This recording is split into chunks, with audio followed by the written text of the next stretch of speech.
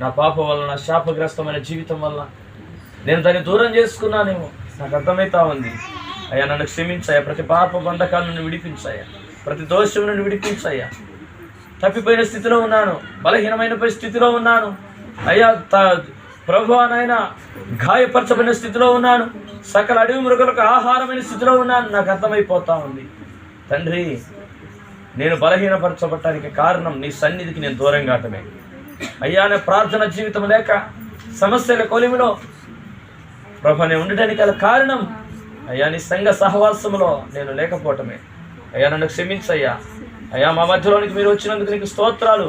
ఇక మేము తప్పిపోకుండా, పడిపోకుండా, జారిపోకుండా ఉండునట్లుగా అయ్యా మా హస్తములను బలపరచు, మమ్మల్ని బలపరచు, మా కుటుంబాన్ని దీవించని అడుగుతావు తల్లించేది అక్క. ఈ రాత్రి వేళ సమయంలో ప్రభు ఆశీర్వాదించే దేవుడు, బ్రతికించే దేవుడు, నడిపించే దేవుడు, కన్నీళ్లతో వచ్చేవాడు, నేను ఆనందకరంగా ఆయన మార్చగలిగిన దేవుడు, నీ కన్నీటి బాష్ప తుడిచే దేవుడు. రాత్రి వేళ ఒప్పుకుంటావా? ప్రతి తప్పును, ప్రతి పాపాన్ని విడిచిపెడతావా?